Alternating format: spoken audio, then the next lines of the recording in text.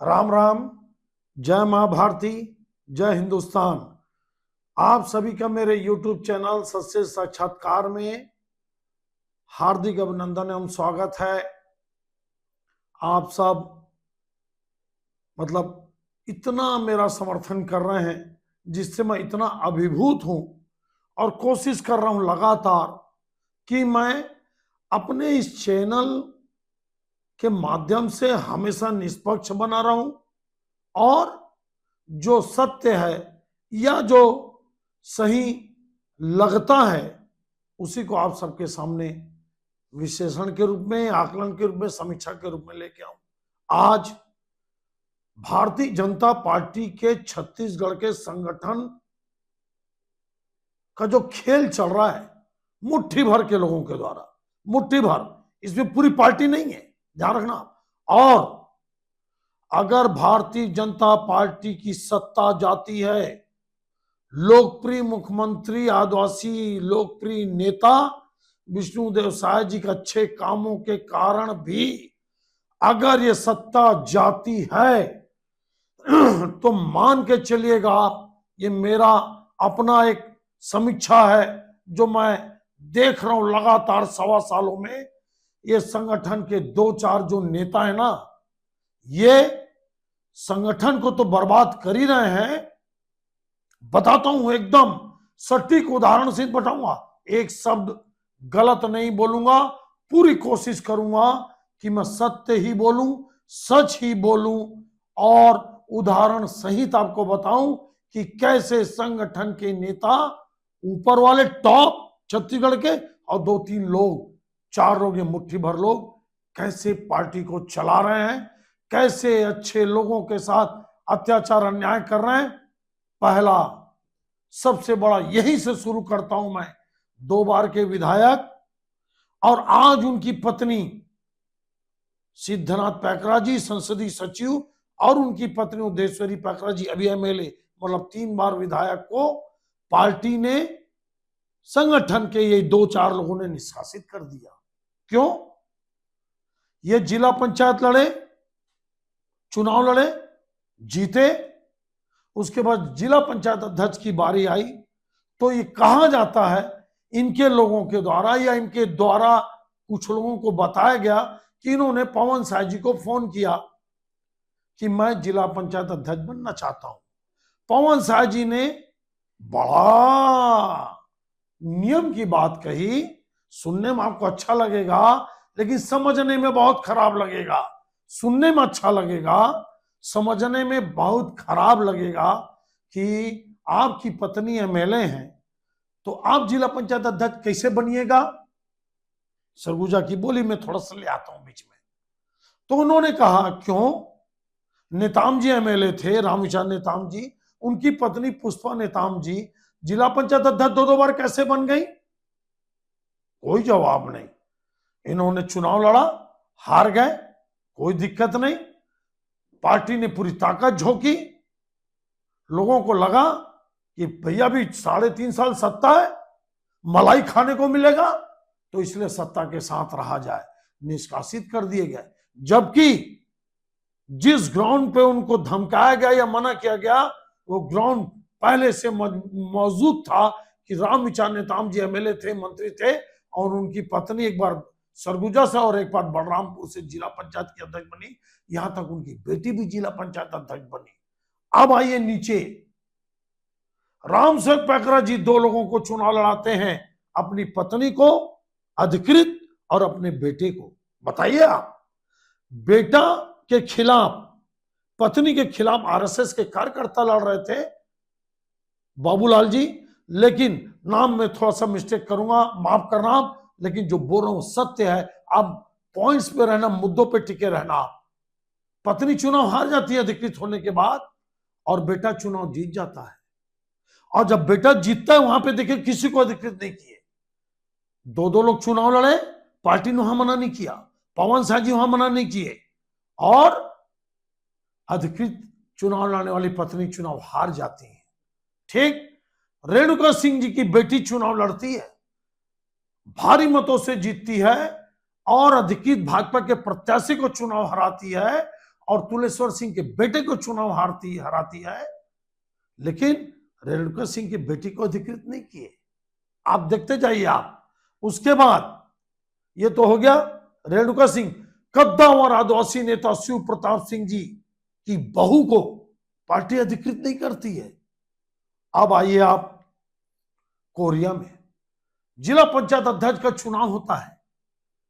मोहित पैकरा जी को अध्यक्ष कैंडिडेट घोषित किया जाता है और सामने है भैया लाल राजवाड़े की कैंडिडेट सौभाग्यवती सिंह। उनको 4 वोट मिलता है, भैया लाल राजवाड़े की बेटी का, भैया लाल राजवाड़े जी की बहू का, और एक बीजेपी का जो कार्यकर्ता चुनाव लड़ा वो सौभाग्यवती सिंह। चुनाव हालांकि जीत गया मोहित पैकरा जी। प्रस्तावक में उनकी बेटी का नाम, पार्टी उनको निष्कासित नहीं करती है। जो भाजपा के अधिकृत अध्यक्ष मोहित पैकरा के खिलाफ चुनाव लड़ती हैं सौभाग्यवती जी, उनको निष्कासित कर दिए, लेकिन प्रस्तावक को, समर्थक को निष्कासित नहीं किए। और बहू और बेटी दोनों चुनाव लड़ते हैं भाजपा से अधिकृत होकर। ठीक, आप आ जाइए रेणुका सिंह जी, शिव प्रताप जी, कोरिया, भरतपुर सोनहट में देखिए, पार्टी पवन शाह जी या पार्टी का संगठन अध्यक्ष को तो जिता देता है, लेकिन बताया जाता है उपाध्यक्ष में भाजपा के ही अपने कैंडिडेट को ये लोग हरा देते हैं। मतलब अध्यक्ष भाजपा का, उपाध्यक्ष कांग्रेस का। एक बात गले नहीं उतरती, याद रखना आप। ये एमसीबी की बात बता रहा हूं मैं, एमसीबी भरतपुर, चिरमिरी और बैकुंठपुर जिले की बात। अब आप आइए बलौदाबाजार जिला की बात।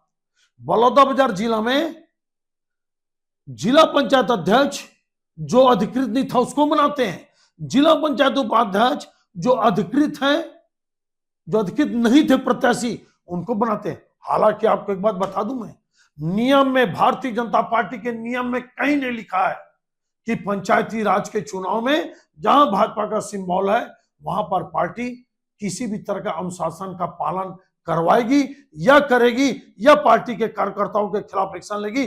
प्रत्येक कार्यकर्ता पंचायती राज का कोई भी चुनाव लड़ने के लिए स्वतंत्र है। अगर सिद्धनाथ पैकरा जी पार्टी दिल्ली में जाकर और प्रदेश संगठन के लोगों को लिखित आवेदन देंगे तो उनका निष्कासन निश्चित रूप से रद्द होगा, क्योंकि भारतीय जनता पार्टी का संविधान स्पष्ट रूप से बोलता है कि जहां छाप नहीं वहां अनुशासन नहीं। अब आइए बलौदाबाजार में। बलौदाबाजार में देखिए आप, इंदु जांगड़े एक होनहार लड़की जिला पंचायत जीती। मल्टीनेशनल कंपनी को छोड़कर मोदी जी बोलते हैं कि भारतीय जनता पार्टी अच्छे युवाओं की पार्टी है, जिनके कोई बाप दादा नेता नहीं, हम उनको बढ़ाएंगे। और जब ये लड़की, पढ़ी लिखी लड़की चुनाव जीतती है और पार्टी के कार्यकर्ता ज्यादातर जिला पंचायत सदस्य इसके पक्ष में रहते हैं, लेकिन उसके बाद भी शराब के ठेकेदार जो उत्तर प्रदेश के रहने वाले लोग, खैर प्रदेश के कहीं भी रहे, मैं भारत को एक मानता हूं, लेकिन हाँ छत्तीसगढ़ से प्रेम होना चाहिए जिस प्रदेश में आप रहते हैं। जो अधिकृत नहीं थे उनको, हाउसवाइफ को जिला पंचायत अध्यक्ष बनाया जाता है। और एक होनहार लड़की जो भाजपा में, वो भी एससी वर्ग से आने वाली होनहार लड़की, जब पार्टी में आगे बढ़ना चाहती है तो उसको यही मुट्ठी भर के लोग, संगठन के मुट्ठी भर के लोग उसको रोकते हैं, षड्यंत्र पूर्वक रोकते हैं। ऐसे कार्यकर्ता बलौदाबाजार जिला के बोल रहे हैं और खूब लड़ाई हुई, खूब लड़ाई झगड़ा हुआ, यहां तक ताला बंद कर दिया गया, किसी को फॉर्म भरने नहीं दिया गया। क्या ताला बंद करने वालों के खिलाफ एक्शन लेगी पार्टी? पवन शाह जी लेंगे। अब आ जाइए आप कोरबा नगर निगम। पार्टी का कार्यकर्ता, पार्टी के नेता, पार्टी के संगठन के लोग और वहां के नेता और मंत्री लखनलाल देवांगन जी नूतन सिंह ठाकुर को सभापति बनाना चाहते थे। एक दो मुट्ठी भर के लोग, यही लोग ना कार्यकर्ता का सुने, ना पार्षद का, ना संगठन के लोगों का, ना विधायक का, मन मर्जी हितानंद अग्रवाल को सभापति घोषित करते हैं पार्टी की ओर से। क्या अग्रवाल सरनेम में कोई ताकत है क्या? कि ठाकुर सरनेम में कोई कमी है क्या? ये भारतीय जनता पार्टी का कार्यकर्ता पूछता है और उनके तरफ से मैं पूछता हूं अपने चैनल के माध्यम से। नूतन सिंह ठाकुर एक तरफा चुनाव जीतते हैं, क्या पार्टी उस पर्यवेक्षक को, पार्टी को, उस नेता को पार्टी से निकालेगी? उल्टा लखनलाल देवांगन को नोटिस दे दिए। जो भाजपा का हित चाहते हैं, जो कार्यकर्ताओं के साथ खड़े हैं। पार्टी उस नेता को निष्कासित करना चाहिए जो हितानंद अग्रवाल को जबरदस्ती अधिकृत करवाया, उसको पार्टी से निकालना चाहिए। उसने पार्टी को नुकसान करने का प्रयास किया। उसके बाद बेमेतरा जिला, आप देखिए, आप लोग जानते हैं, रायपुर के आप एक कार्यकर्ता से पूछ लेना कि जब अटल बिहारी वाजपेयी दुनिया के सबसे लोकप्रिय नेता, जिनका आज तक उनके भाषण का, उनके ताकत का, उनके मेहनत का आज तक भाजपा खा रही है, या उनके फाउंडेशन पर आज भाजपा खड़ी है, उसके पुतले को शहर के गलियों में जीप में बांध कर घुमाने वाले लोग, पुतला जलाना छोड़िए प्राइम मिनिस्टर का, अटल जी के पुतले को जीप में बांध के पूरे रायपुर शहर के गलियों में घुमाने वाले लोगों को पार्टी पुरस्कृत करती है। और शायद संसाधन और पैसे के दम का खेल एक अच्छे पुराने कर्मठ कार्यकर्ताओं को जमींदोज करके ऐसे अटल जी का अपमान करने वालों को नेता बनाने का प्रयास करती है। अब आप सोचिए, आप क्या पवन साय जी के खिलाफ कोई कार्रवाई होगी, या पवन साय जी के जो ये अधिकृत किए हुए लोग हैं, कुछ जो दोषी हैं, जो भी दोषी, पार्टी का जांच करेगी? क्या अजय जामवाल जी जांच करेंगे? क्या शिव प्रकाश जी जांच करेंगे? क्या नड्डा जी जांच करेंगे? क्या इन सब बातों को लेकर पवन साय की भूमिका की जांच होगी? क्या मोदी और अमित शाह जी जांच करेंगे? ठीक है, मत करिए। सत्ता है तब तक खूब मजा करिए, खूब मनमानी करिए, लेकिन फिर से मैं बोल रहा हूं, विष्णुदेव साय जी की जो टीम अच्छा काम कर रही है, अगर वो चुनाव हारती है, अगर कार्यकर्ता चुनाव हरवाते हैं जैसे 2018 में हरवाए, तो याद रखना ये इन्हीं लोग दोषी माने जाएंगे। ये आकलन विश्लेषण अगर आपको अच्छा लगता होगा तो आप न्याय के लिए, अत्याचार को खत्म करने के लिए, गरीब कार्यकर्ता की लड़ाई के लिए, अच्छे लोगों को राजनीति में आगे लाने के लिए इस मेरे आकलन विश्लेषण को खूब शेयर करिए और कोशिश करिए कि मोदी जी, अमित शाह जी, नड्डा जी, शिव प्रकाश जी, अजय जामवाल जी जैसे लोगों के पास ये सत्य पहुंचना चाहिए, ये तथ्य पहुंचना चाहिए, ये अन्याय और अत्याचार के अच्छे कार्यकर्ताओं के साथ कहानी पहुंचना चाहिए। आप सबका धन्यवाद। जय हिंद, जय छत्तीसगढ़ महतारी।